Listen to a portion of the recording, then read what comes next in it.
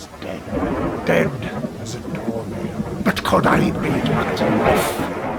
In 1987, the Compaq III was the cutting edge in portable computing. This is mine. I turned it on a few months ago and nothing happened. Well, a puff of smoke came out, but nothing else happened. The problem was, now, how do I go about fixing it? Well, we opened it up, we took the back off, and we had a look around, and the first thing that I wanted to look at was the power supply to see if that had gone wrong. That's this unit here. The power supply has various capacitors inside. Capacitors are components that store energy for short periods. It's these that usually go wrong. But in this case, we could see no sign of any obvious damage. One thing we'd forgotten is that the display on this is gas plasma, which requires 200 volts DC. Now, we'd assumed it was an LCD display, which has a very low voltage, typically, well, about 3 to 5 volts. Now, 200 volts DC is not as dangerous as 200 volts AC, but even so, if I'd known about this at the outset, I'd have been a lot more careful when poking around inside this with a voltmeter. So anyway, it turned out that the power supply was okay. Next, we took a closer look at the motherboard. One of the capacitors here was completely missing. There were just 2 little wires sticking up, but no capacitor. Now, even though this computer is very old, the capacitors, the ones it uses, are still widely available to this day. Now, let me show you one. Here's one. It's a tantalum capacitor. Now, these capacitors have 2 purposes. First, they provide a power reserve for each of the chips. So as the chip is doing something, the voltage will drop a bit, and the capacitor gets around that problem. The other thing it does is to provide a low resistance path for noise. A digital circuit can generate a lot of noise, and that can cause all kinds of problems. So each of these little chips has its own little capacitor. In fact, in this computer, the capacitors are, well, they're quite large. They are 10 microfarads. A microfarad is the fancy name for a unit of capacitance. You would not typically get those on a modern board.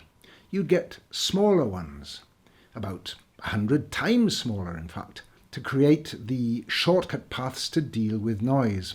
And occasionally you might have a bigger capacitor as a power reserve. On the board, the capacitor that was missing was labelled C5, so we tried to solder a replacement for it. But in spite of fixing that, the computer still wouldn't boot. We did a bit more research on the internet and found out that there are actually 2 capacitors on this circuit, which is a 12-volt line. As far as we could figure out, that line is only used to provide power to the disk drives, the floppy and the hard disk. One interesting point is that these capacitors were rated at 16 volts. Now that's a fairly small margin on a 12-volt line, so we replaced them with 25-volt capacitors. Then we turned on the power again, and the fan this time came on, but the computer still didn't boot. So obviously something else was wrong. Now there is also a 5-volt line on this board for the logic chips. That's here. A good guess was that another capacitor had gone. The problem with the 5-volt line is that there are about a dozen capacitors down there. It turns out that one of them had blown. We found a little burn mark on it, and replacing that one did the job. When we next turned on the computer, it started to boot. But there was still a problem. The time and date are not set, and it doesn't recognise its internal hard disk. This is because the BIOS isn't working. These old BIOSes needed an internal battery. This battery had long since died. So we had to put in a new one. We literally had to make a hole in the BIOS chip so we could connect an external battery. That's a little coin cell, similar to the sort of battery you might have in a wristwatch. Let's look at this in a bit more detail.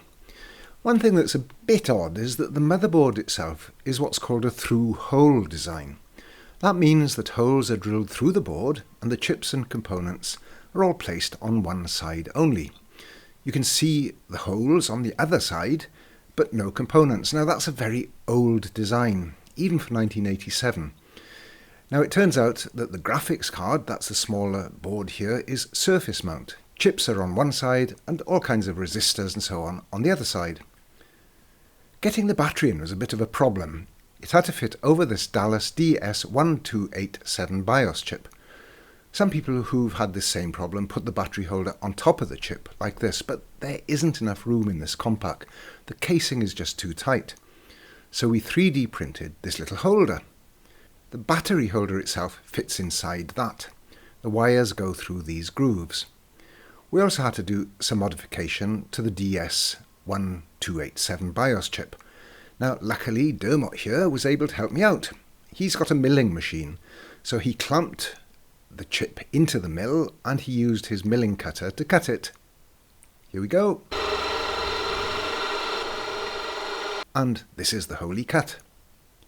The first cut reveals the negative battery lead, and now we have to do another cut here to reveal the positive battery lead. And finally, this is the modified chip in its 3D printed holder with the wires connected to its new battery. And here it is at last on the motherboard, the chip in its holder with its battery.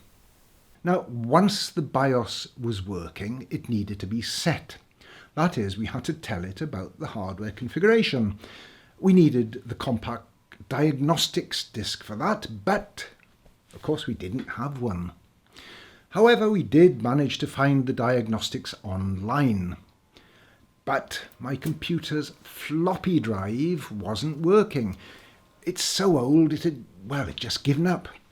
So I had no way of loading the diagnostics. Well, we decided to get around this problem by using a floppy disk drive emulator. That's this little GoTech device. Strange as it may seem, these are often used to connect to musical keyboards and to knitting and sewing machines. They're not very expensive. This one cost about, £20, but it doesn't come with any software or firmware suitable for booting a PC. We got around this using a utility called Floppy. It's freely available and comes with very good instructions on how to install it onto a GoTech device. With the Floppy firmware installed, we were ready to go. It's powered from this bench power supply here, and it's connected to the floppy port by a 34-pin cable. We copied the Compaq diagnostics onto a USB stick, which we then plugged in.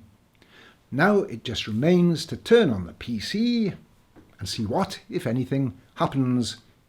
You can see the GoTech device reading sectors. It's asking us to insert a floppy, then press F1. And finally, we're all ready to go. We carry on stepping through the setup, enter the date and the time, and so on. Then exit and save the configuration. And now we end up booting from the hard disk. And here you are, on the hard disk, all working, and that's it. It's alive! It's alive, I tell you, it's alive! We finally had this rather lovely 1987 PC back up and running. Now, this video is just a quick overview of the main things I had to do to fix the Compaq III. There were a few other messy details that I've missed out because unless you're restoring a Compaq III yourself, you probably won't be all that interested. However, just in case you are restoring a Compaq III, I've added a few more notes under this video to explain some of the nitty-gritty details. And I'm back to where I was back in 1987. So I'm very happy to have my old Compaq III back up and working again.